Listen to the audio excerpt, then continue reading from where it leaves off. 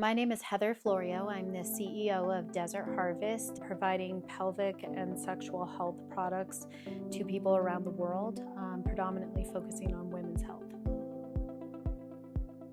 There's been a lot of growth here, seeing that and seeing the development that's happened within the city. I'm a Western girl, and this is where I grew up, and so I wanted to bring my family back here, and Colorado offered us a set of incentives in which to come back here. For me, coming back to Colorado Springs, I've been able to reforge connections that I previously had, as well as develop new relationships. Lola here is actually one of those connections that I've reconnected with. She's known me since I was in high school. It has been great to reconnect and have that, as you know, you've been involved in Desert Harvest a lot in our very beginnings and our foundations, and recreating those connections has been wonderful. It was great.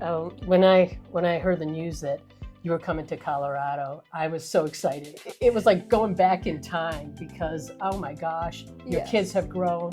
I remember when Anthony was small. I remember the business growing out of a basement, literally. I remember you being involved in it, and I'm so proud of you as a female CEO and business leader. It was very important for me to, wherever we go, to see what incentives were offered to us. And so Colorado ticked all of those boxes when we made the choices. Unfortunately, the path to actually receiving those incentives is a lot more challenging than other states that we've been in the past. I have received $0 from the state of Colorado, and I don't anticipate receiving anything. So we are actually tied not to our payroll dollars and how much we're paying our employee. It's tied to how many employees we hire and how fast we do that and when. Well, unfortunately, we are in the day and age in which technology is slowly replacing certain jobs. And so my need to have more and more people within particular jobs is changing, as well as the fact that COVID gave us all the beauty of remote work. And so I don't have employees just in the state of Colorado. I have them all over the country. So the impact for me directly comes here when you're talking numbers of employees versus the quality of pay that I'm paying those employees, the incentives, the benefits, what I'm providing for those employees as milestones instead of how many employees I'm hiring. We came here at the beginning of January 2025 with anticipation of this being our permanent home, our permanent location. We had employees move out here with us, and Colorado is my home. So I had planned on the idea that we were coming back here for good. And unfortunately, about 7 months in, we found out that some laws had changed here in the state of Colorado, specifically regarding tax thresholds. And so currently, right now, in the state of Colorado for 2025, anybody making over $1 million is paying 4.9% tax. And they just announced legislation this summer that they're actually almost essentially doubling that. And so now we'll be almost at a little over 10%, right around 10%. And so we're looking at double the amount of taxes if we stay here. As an S-Corp corporation, that directly affects me. That directly affects my pocket. It affects what I can do for my employees, what I can pay my employees. It is a direct impact on our dollars. And in this current economy where we're fighting every day with tariffs or the impact that some new law or change is going to have on us, our cost of goods are already increasing. Our availability to get things in other parts of the world, because the products we make, the ingredients are sourced not just here, they're sourced from all over the world. We manufacture in the United States, but we have to source our ingredients from everywhere. So this has had a direct impact on our dollars already. So then the idea of a double taxation on top of that led my accountant to call me the same day and say, "So you need to move." I was astounded. and looked it up and saw, sure enough, in 2026, this change is taking effect. And for S-Corp corporations such as ourselves, that is directly my tax liability. So we decided to look at the states on the list, and we settled on somewhere close by, Montana.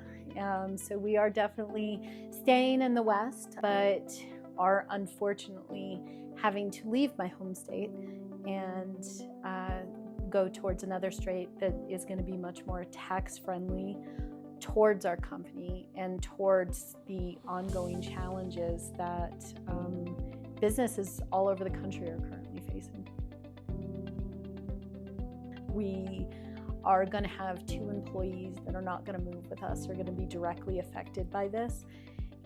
We are working with them and trying to help them establish a new job, and the job market here is difficult right now, and they are both struggling with that. And then the remainder of our employees have decided to go with us, which means that we are taking employees from the state of Colorado. I think that one of the things that I can say to Colorado policymakers and the lawmakers making these decisions is remember that business is the backbone of the economy of this state. As someone who grew up here, I have watched this change, and I was actually quite astounded to come into this city and see, as I drive down Garden of the Gods, for instance, these massive corporations that used to be here and build here and thrive here, Intel, IBM.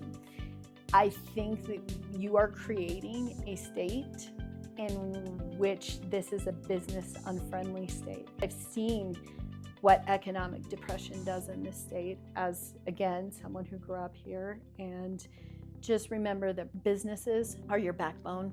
You need to invest in them as you invest in the people in this state, because that is only how this state grows and thrives together, is business and people together. We are definitely committed to helping, especially women, worldwide, and hopefully as we grow and change, Colorado will become a part of not only our history, but maybe again our future, depending on how policies evolve. The Southern Colorado Women's Chamber Public Policy works very closely with our legislation, with our elected officials, review bills, legislative bills, focused on pro-business. And it's been very difficult the last 5 years as we see that we're not ranking really high across the country as a business-friendly state. Actively, our public policy goes up to the Capitol, we testify, we do a lot of things to be the voice of business. And I think it's crucial in order for us to thrive economically and see the opportunities and for us to embrace growth. We need to be a state that attracts businesses and a state that retains businesses as well. And those are the things that we work on to be successful here at the Southern Colorado Women's Chamber.